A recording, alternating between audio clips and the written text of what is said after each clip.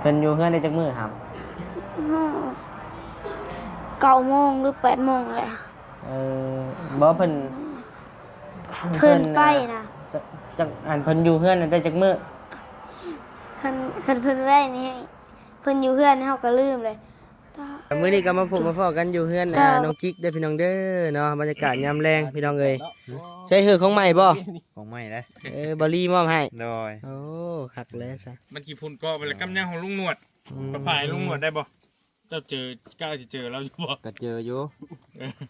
คือว่ามื้อวานนี่บ่ไอ้เห็นว่าคือว่าได้ข่าวดีว่าได้เงินเจาะน้ำแล้วว่าซั่นโดยแต่ว่าน้องก็ยังบ่พาให้เพิ่นเจาะเป็นจังได๋เป็นดินของคนอื่นน้องก็ยังบ่มั่นใจแค่แบบพอโลดน้องก็ให้ซื้อโลดแค่แบบพอน้องก็ดินของคนอื่นน้องก็บ่มั่นใจปานใดนะโดยถ้าว่ามีงบซื้อดินก็เจาะอยู่ดินโตเนาะโดยคะแนนว่าพอดินก็อยากได้ดินโดยนี่เนาะเพิ่นเอาเงินมามอบให้บ่ได้เฮ็ด2 ล้านไป2 ล้านประมาณ2 ล้าน200,000บ่2 ล้าน2 แสนโดยประมาณนี้แหละเพิ่นเอาให้เจ้าใช้จ่ายบ่โดยน้องก็เก็บไว้มีการจะเป็นแบบนี้คือพ่อแม่เป็นไข้นะน้องก็ต้องเก็บไว้โดยจบเต็มล้นคันล้นคันล้นแน่แล้วพี่น้องเอ้ยเนาะโดยไผนี่ฮะโตพี่น้องเอ้ยนอนนี่ได้คอยมื้อนี้บ่ได้เมื่อยเลยเจอนอนนี่บ่นอนก็นอนแหละบ่ได้ติบ่ได้ท่วงได้เฮ้ยเด้อสวัสดีค่ะลุงคำขึ้นเด้อรู้จักแนวว่าโอ้ยวันนี้เอ้ยโทรศัพท์น้องหนาวพี่น้องเอ้ยเนาะฮ้อนยามหนาวแล้วบัดนี้พี่น้องเอ้ยยามมืดๆค่ำๆพี่น้องเอ้ยไฟก็บ่ค่อยแจ้งปานใดเด้อพี่น้องเด้อเนาะคลิปก็บ่ค่อยเจ้ามื้อนี้เจ้าคือบ่เอาไฟฟ้ามาเข้ามาไฟฟ้าเนี่ยใช่บ่ได้มีไฟฟ้ามีได้อยู่ไส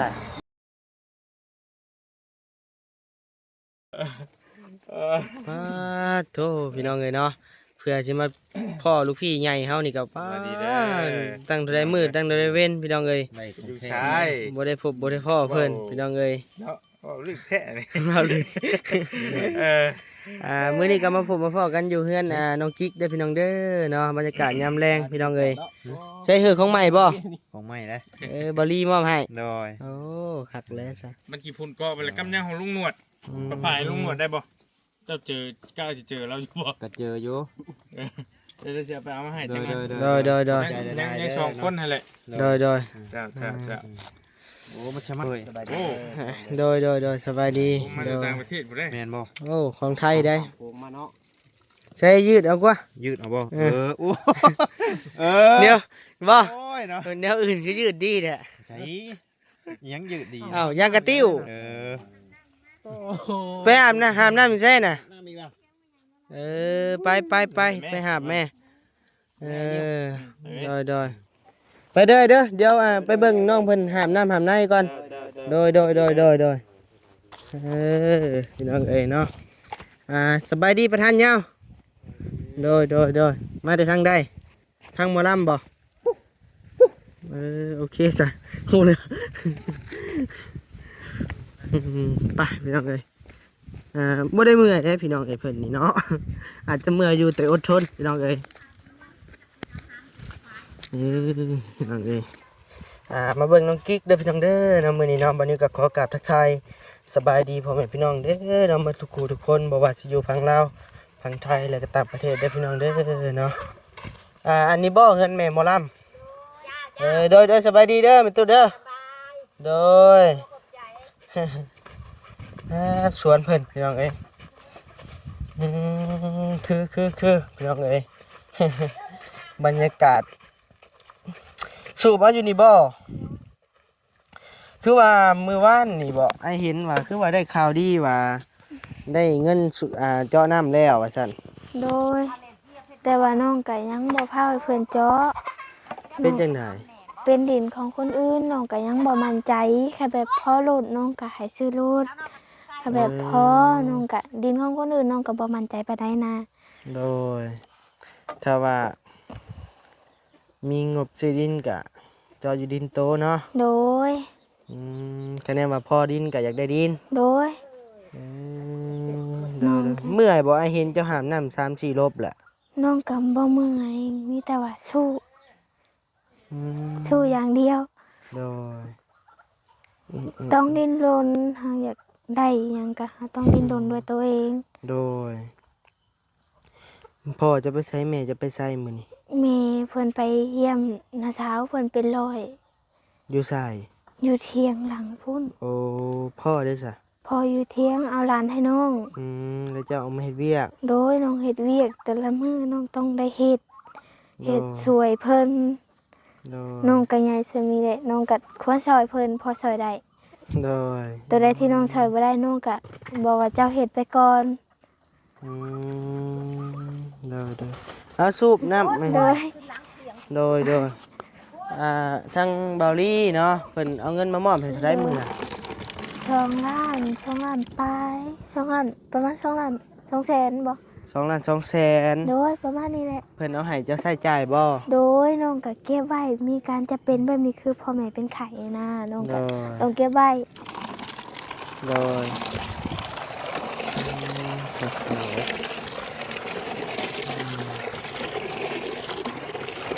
แต่รวมหมดงบที่เพิ่นได้มาเท่าใด น้องก็บ่จื้อปานใดเพราะว่าน้องก็ให้เพิ่นเก็บไว้น้องบ่เก็บด้วยตัวเองนะน้องก็ โดย นี่แหละ โอเคสุ่มน้ำเลยเนาะเดี๋ยวจะน้องจะทำใหม่สิน้องจะให้น้องไปเฮ็ดเวียกเฮ็ดงานก่อนถ้าสูบน้ำก็เท่ๆ คะแนนบ่เฮ็ดแนวนี้แหละเจ็บแอวเนาะ โดย ได้เสื้อมันได้ใช้คืองามแท้ เชื่อตัวนะเบามาเด้ มีอยู่ในนั้นบ่ เฮ้ยน้องใหม่นุ่งมันเย็น นั่นอ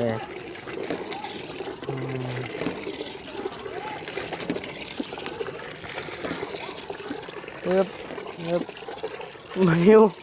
วลองหามเบิ่งลองหาบเบิ่งพี่น้องเอ้ยบ่ไหวในคลิปบ่ใส่เสื้อเปียกหมดบัดนี้น้อง เล เอ้ย ย บ่แม่นว่าเฮ็ดเอาเด้มันหนักอะลีสีทั้งหนึ่งทั้งสีอันนี้น่ะ20 ลิตรพี่น้องเอ้ยความหนักของมันน่ะเจ้าก็อยากได้น้ำแบบนี้แหละติ น้องก็อยากได้แบบนี้แหละ โดยเพราะว่าบ้านเฮาบ่มีไฟฟ้าเนาะ โดย เราต้องเอาแบบนี้ถ้าว่ามีไฟฟ้าเอาแบบใดคักพี่น้องเอ้ย โดย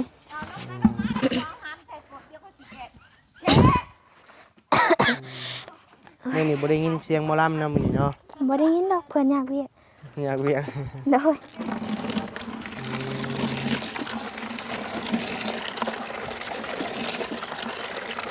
มีวันแหละน้องมาพยายามสู้น้องทันน้องก็เก็บบ่ได้น้องลืมพอน้องเฮ็ดเวียกหลายเฮาก็ลืมแน่เนาะ แล้วลำทุกครั้งเลยลืม โดยน้องเก็บบ่ได้ โดย มาเอาแม่ยอมให้เดี๋ยวยอมใส่กูเล็กไว้ให้เด้อ โยมใส่ให้แม่หมอลำอีก โดย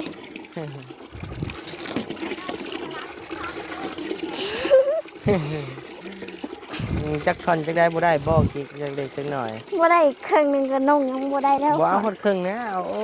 ยขึ้นมานี่นี่นะใส่เอ้ยยายอันนี้ตกใจเด้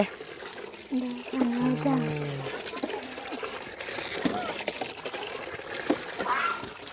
ทั้งของแม่หมอลำนี่เจาะจักปีเลยนะ ได้หลายปีเลยแล้วน้องคิดว่าหลายปีเติบแล้ว อืมโดนโอ้ย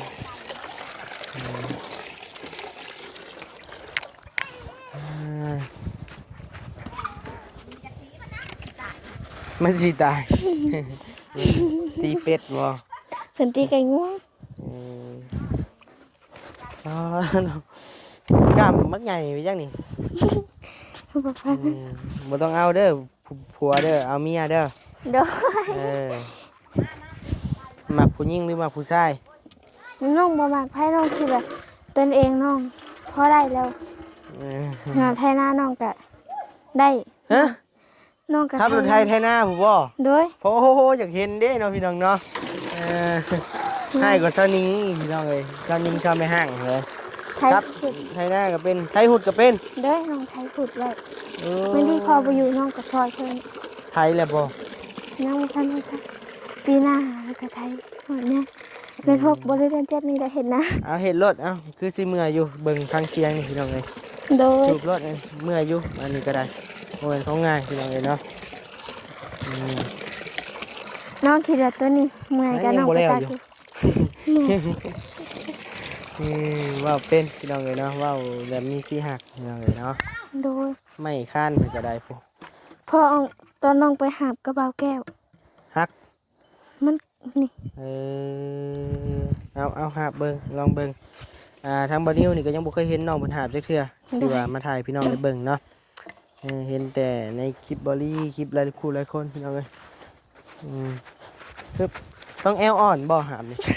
หาก็ต้องเห็ดกงแล้วเห็ดแอลชื่อมันก็เฮีย บ่ โดย เห็ดแอลกงๆแล้วแอลอ่อนๆบ่ โดย เออทางบ่ยาวเต็มขู่ได้พี่น้องเลยบ่ได้แม่นว่าน้อยได้ โดย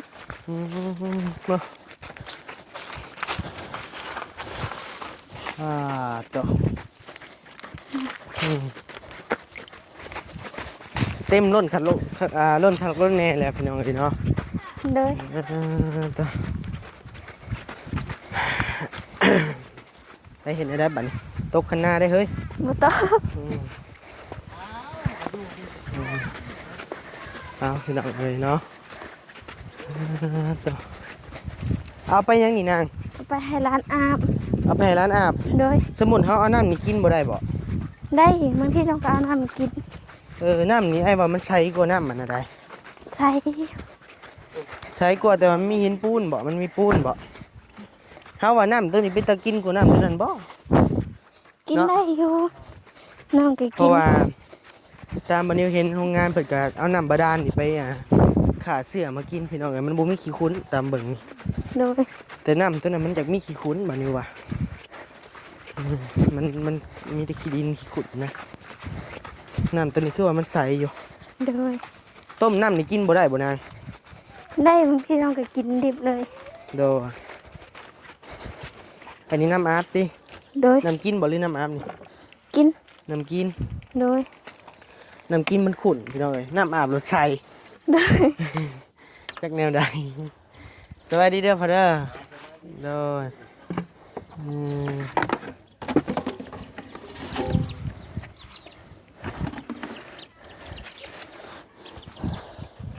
เฮ็ดเวียกเฮ็ดงานมืดมื้อพี่น้องเอ้ยเนาะตั้งแต่บัดนี้มายังบ่เห็นน้องเพิ่นพักจักเทื่อ โดยผักวันนี้ได้ พักบ่บัดนี้ โดย โอเคเด้อสู้ๆอีนาง โด เอ้ย ย มาพี่มาบนแจ้งพี่นั่งไฟก็ได้มะ พิงไผ่ พิงไฟนี่ ไอ้เอาตังค์ เอาตังค์ให้อีก โดย เอามาเจ้าเด้ซะ นั่งบนพื้น เนาะบรรยากาศเฮือนน้องติ๊กกิ๊ก โด ปิ๊ก ย เนาะเฮือนน้องปิ๊กพี่น้องเอ้ยผมมีพื้นดังไฟแต่คนอื่นอยู่พี่น้องเอ้ย โดย นั่งเห็นยังนี่นางเห็ดของกินบ่ โดยเมนึงเข่าเมื่อกี้นี่ ได้ยังกินมื้อนี่ น้องคิดว่าไข่ไก่ ไข่ไก่ โดย เอามาได้ใส่ บาลีเพิ่นเอามาให้ โอ้โดยโอ้ไก่ยังไก่ย่างข้ามไผ่ก็ได้บัดนี้ เอ้าโหดแท้ไก่อันนี้ มาหน่อยกันนั่งไผ่อยู่พี่น้องเอ้ยนอนพิงไผ่เอาโอเคเด้ออีหล่าเด้อเดี๋ยวให้ออกไปแหละไปเอาขนมน้ำมันเดี๋ยวไปจังนิดจังหน่อยมีข่าวดีมาแล้วน้องกิ๊กก็ได้เนาะ โดย ร่วมๆกับทางบริมอบให้เจ้า2 ล้านหาบ่นาง 2 ล้าน2แสนนี่แหละน้องคิด 2 ล้าน2 แสน โดย ป้าตัวอยางรถบริพี่น้องเอ้ยจน บ่เห็นห้อย ห้อยเพิ่นนำมาเพิ่นบ่ได้ซื้ออยู่เด้มันก็เล็บ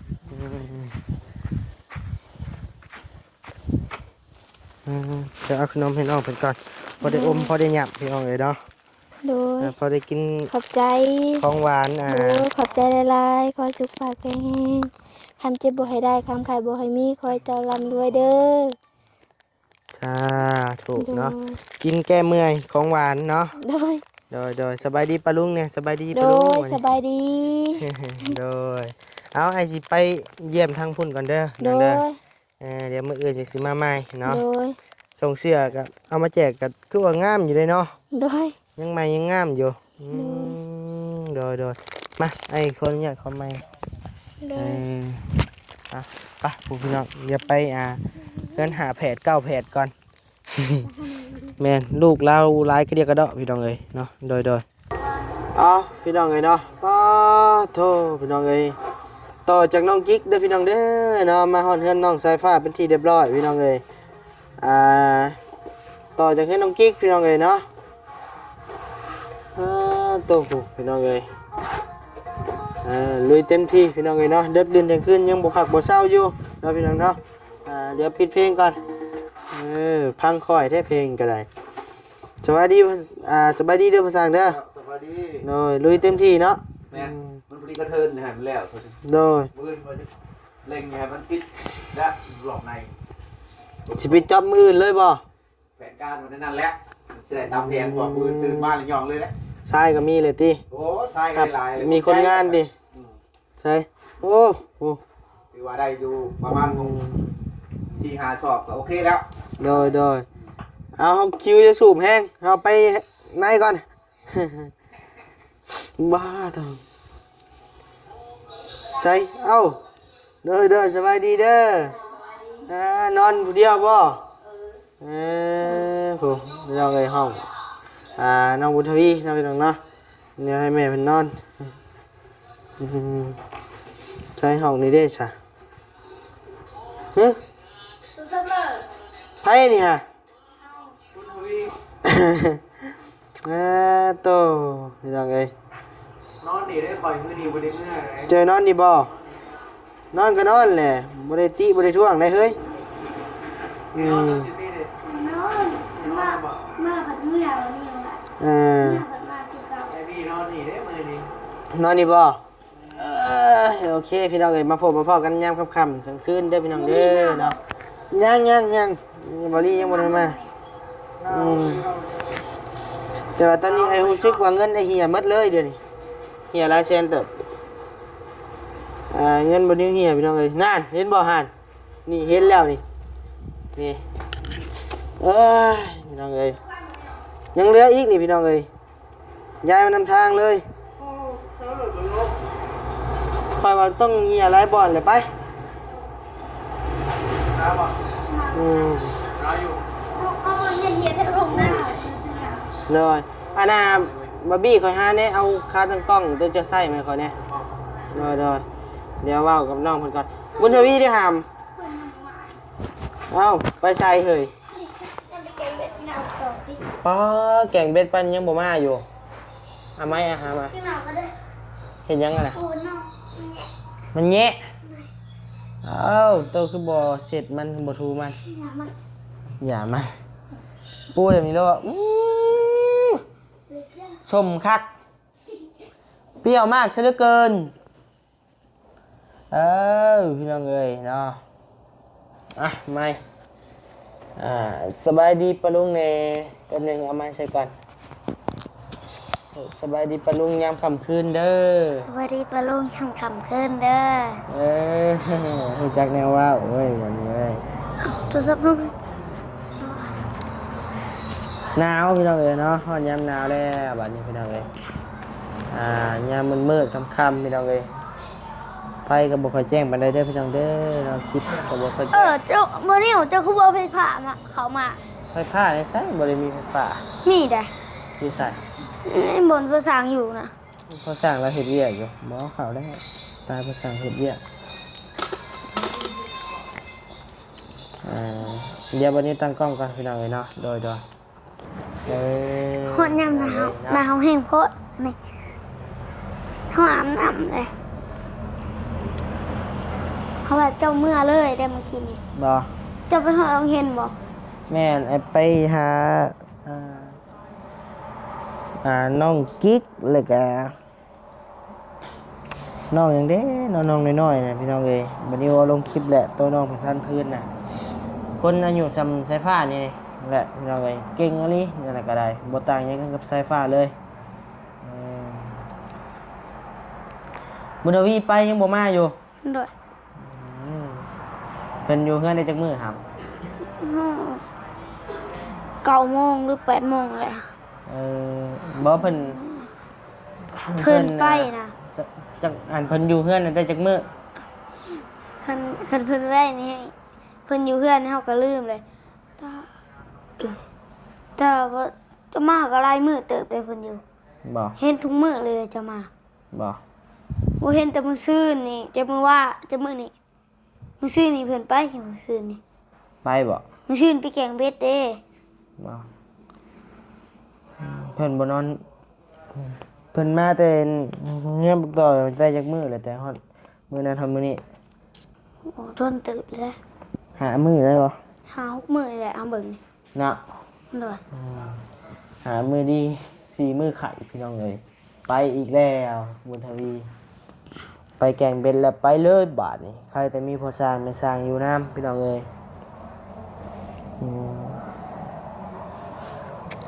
ใครแต่มีพอสร้างไม่สร้างถ้าบ่มีพอสร้างไม่สร้างก็เอ้ยนอนเหงาผู้เดียวอีกแล้วเพิ่น คันนี้ น น อ อน น ให้งึก นอนบ่นุ่มแล้วพันนี้จะไม่มี ไอ้บินสินอนน้ำเจ้าบ่ โดย กินน้ำแล้วนอนเจ้าก็ให้นอนบ่ ให้นอนเฮาแห้งบ่มีหมู่ เจ้าอาบเลยน้ อาบแล้ว ำกินแล้วข้าว ข้าวกิน กินกับหยัง กินข้าวเป็ด กินกับเป็ด โดย กินบะหมี่ ฮะ กินบะต้มหมี่ กิน ซื้อหมี่ไว้จ้ะ ไป แล้วก็เธอคือได้ยินเสียงถ่ายคลิปเจ้า น้ำสายฟ้า เฮา ไปให้ไปนั่งน้ำน้องบัดสินอนน้ำน้องน่ะสายฟ้าบ่มีหมู่นอนนำอยู่นี่ โอ้อันเขาที่สายฟ้าเอาไป อย่าแล้วมันระบายอากาศได้ดีเลย มันนาวอะไร หนาวบ่จ้ะน่ะ นาวอะไรวะ จะปิดบ่ได้จะต้องใส่แห้งบ่กะลายนั่นแหละ เจ้ยนอนน้ำได้อยู่บ่เหม็นนะ สักอยู่ที่ผมนี่อาบได้นำมานี่ อาบเลยได้ อาบแล้วว่า ไผอาบให้ อาบเอง อาบเองเนาะสายฟ้าเนาะ โหดนี้เดี๋ยวนี้เนาะ พุ่งอะไรเลย อ้ายบ่อยู่อีกแล้วบ่พี่ไปแล้ว ไปอีกแล้ว ไปอีกแล้ว มืออื่นหมดแล้วเนาะ อืม บ่ได้ไปหลายมือเลยเด้ต้องได้ไปสายฟ้าเนาะ โดย ตามภาษาวัยรุ่นพี่น้องไงเนาะตามภาษาวัยรุ่น ไปได้เศร้าว่าสายฟ้า โดยไปเพิ่นตื่นมา9 โมง ไปเลย โดย ค่อยรู้สึกค่อยเป็นไข่ว่ะตอนนี้ คอยคือกันเลยนี่กัน แสบหูแสบตาเนาะ อากาศเปลี่ยนไปไม่น้องเลยหนาวอยู่นี่กัน เฮาเพิ่นอุ่นได้ อุ่นบ่ เฮาอยู่แต่ในห้องกังเล่นมา เจ้ากินข้าวเลยมื้อนี้ กินแหละ กินกับหยัง กินข้าวจะเป็ด โอ้แซ่บเบิดเลยของกินไอ้บี้ก็อยากข้าว นั่งโย ยังอยู่ ได้ ให้บีกิน นั่ง น้ำ เล เด้ ย อ กินน้ำเด้อ ให้กินน้ำอยู่ดี กิน อ้าวพี่น้องเลยเนาะทางวันนี้ก็ไปหากินอยู่กินยาก่อนบัดนี้โอ้บ่ไหวละ โอ้เป็นไข่ มันออกฮอนตาแล้วก็มับอยู่ในหัวนี่พี่น้องเลยเนาะ โดย เอาอยู่ดีไม่แห้งเด้อพี่น้องเด้อนะความเจ็บบ่อยได้ความไข้บ่อยมีปรารถนาสิ่งใดขอให้ได้สิ่งนั้นสมความมุ่งมั่นปรารถนาอย่าเจ็บอย่าจนร่ำรวยๆเด้อพี่น้องเด้อเนาะโดยสบายดีปะลุงแม่ สวัสดี ใช่ปะ ปะลุง โดยนอนหลับฝันดีเด้อน อนกันเด้อ โอเคเนาะ